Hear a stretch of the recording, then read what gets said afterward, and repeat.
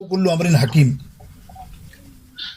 یعنی شب برات کا ذکر ہے اس آیت کریمہ میں۔ تمام مفسرین بے شمار، امام ابن محمد الماوردی رحمۃ اللہ تعالی علیہ فرماتے ہیں، امام قرطبی فرماتے ہیں، اور دیگر محدثین آپ لے لیں جس تفسیر جلالین سے لے کر اور آگے تک آ جائیں، ماسبۃ السنہ کے امام ہے۔ تو یہ اختلافی مسئلہ، کچھ لوگ کہتے ہیں کہ یہ آیت کریمہ جو ہے انا انزلناہ فی لیلۃ مبارکہ، اس سے پہلے جو اس کا حصہ ہے یہ شب قدر ہے، لیکن علماء نے فرمایا کہ آگے جو فرمایا فیہا یفرق کل امر حکیم، اس رات تمام لوگوں کے فیصلے ہوتے ہیں، تمام زندگیوں کے فیصلے ہوتے ہیں، تمام معاملات کے فیصلے ہوتے ہیں، تو یہی رات شب برات ہے، اور یقینی طور پہ آنے والی رات ہے۔ تو میں گزارش کروں گا آپ لوگوں سے بڑی محبت کے ساتھ، یہ ایسی رات ہے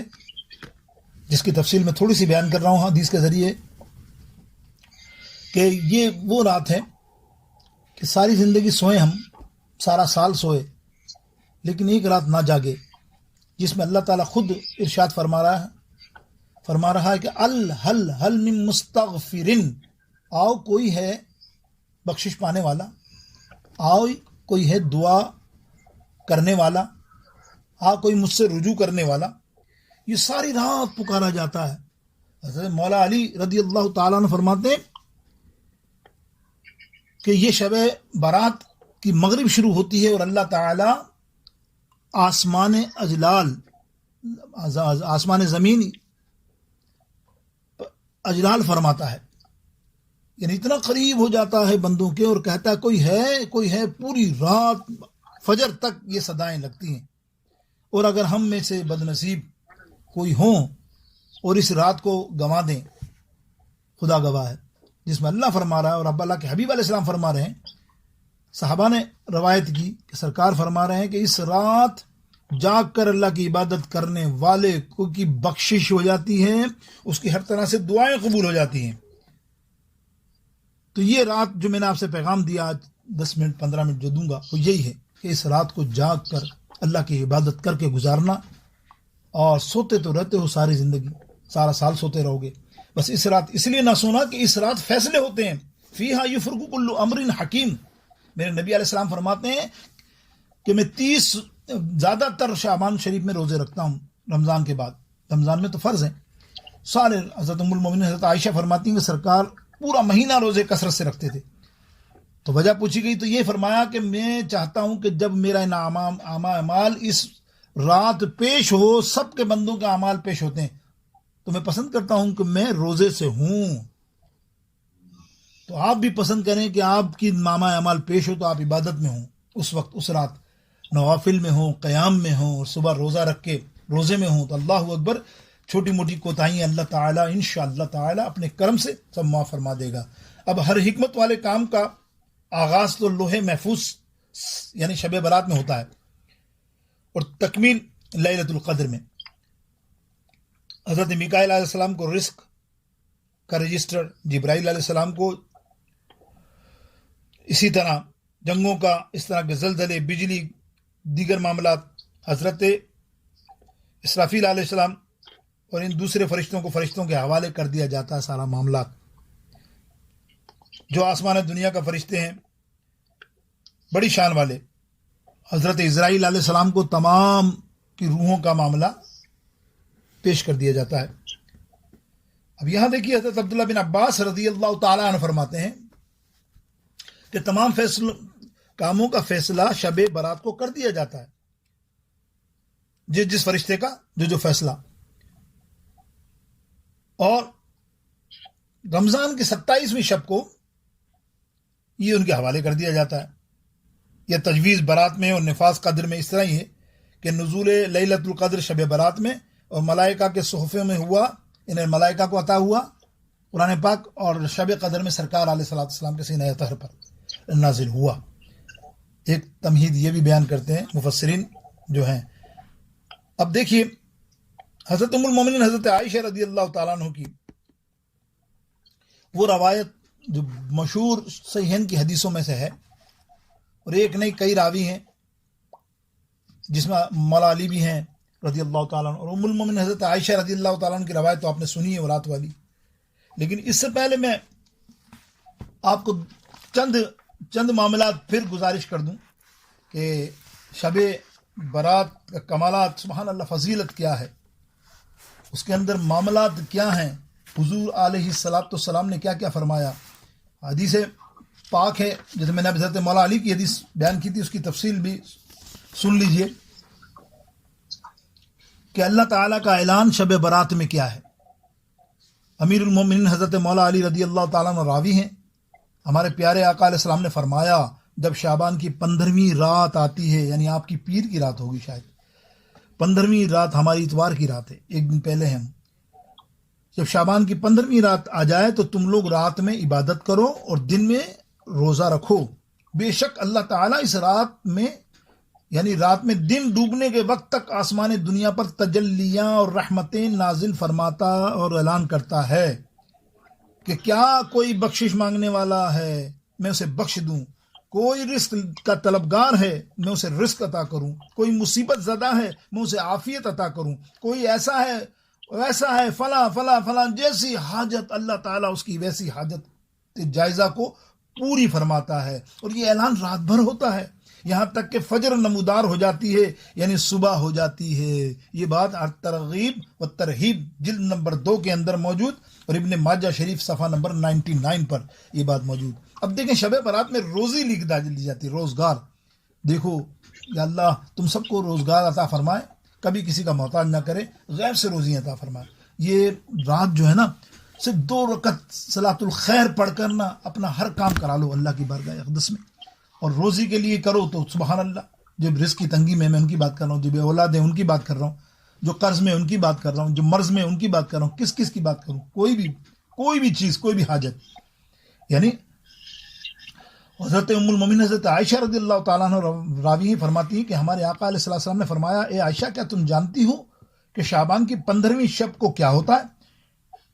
تو انہوں نے عرض کی، یا رسول اللہ صلی اللہ علیہ وسلم فرمائیے کیا ہوتا ہے؟ تو سرکار علیہ السلام نے فرمایا، اس رات میں انسان کا بچہ جو اس سال پیدا ہوگا لکھ دیا جاتا ہے، اور جتنے لوگ مریں گے انہیں بھی لکھ دیا جاتا ہے.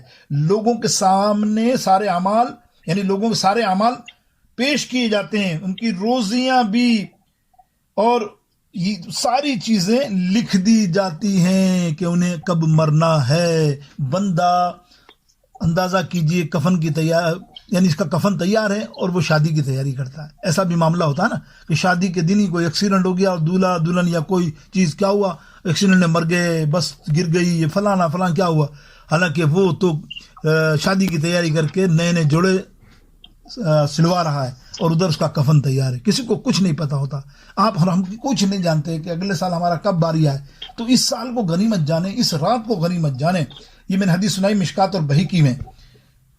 دوستوں، تو میرے دوستوں، شب برات ایسی مبارک رات ہے کہ ہمارا پیارا رب العالمین جل شانہ دن ڈوبنے کے بعد سے ہی بے شمار رحمتیں نازل فرما رہا ہے، اور بے حساب روزی ان کو لکھ دیتا ہے، بے شمار لوگوں کو بخش دیتا ہے، ان گنت لوگوں کی مصیبتیں دور فرما دیتا ہے.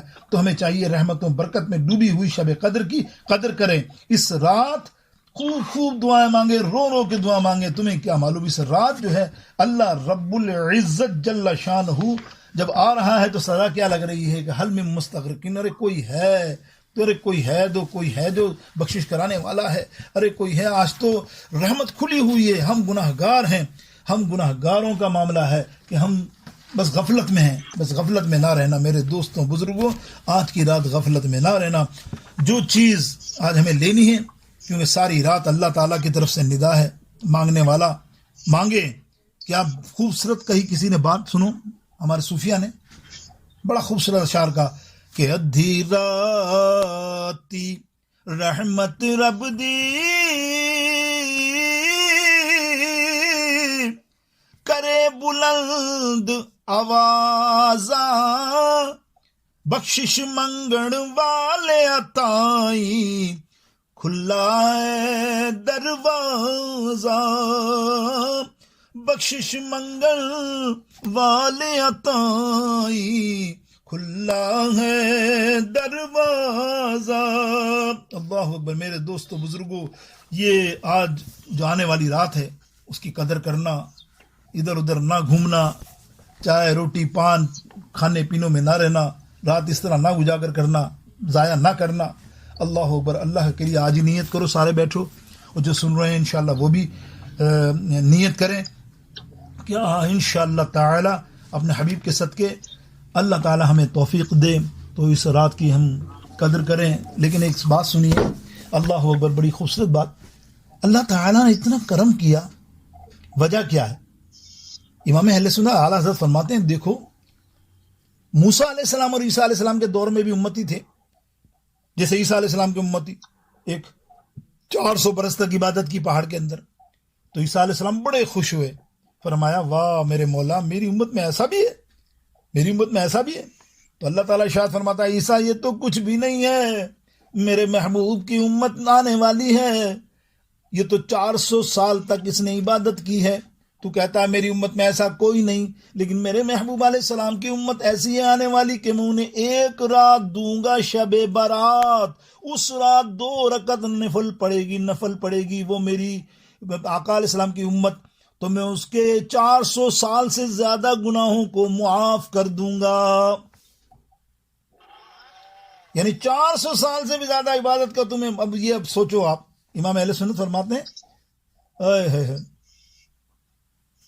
جائیں نہ جب تک غلام خلد ہے سب پر حرام. یہ تو میرے آقا علیہ السلام کا ہی وسیلہ ہے نا, ہم کو اتنی اچھی امت بنایا, ہم کو اتنی اچھی بخشش اور بونس مل رہے ہیں, کس وجہ سے بتاؤ تو صحیح, کوئی آ کے بتائے مجھے مولوی کیوں؟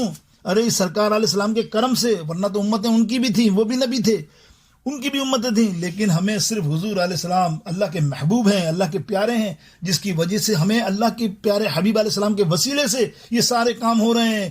کیوں نہ ہو کہ صرف خود سرکار علیہ السلام کیا فرمائیں گے اور کیا کریں گے کہ جائیں نہ جب تک غلام خلد ہے سب پر حرام, جائیں نہ جب تک غلام خلد ہے سب پر حرام, خلد ہے سب پر حرام, ملک تو ہے آپ کا تم پہ کروڑوں درود, کعبے کے بدر الدجا تم پہ کروڑوں درود, تم پہ کروڑوں درود, تم پہ کروڑوں سلام.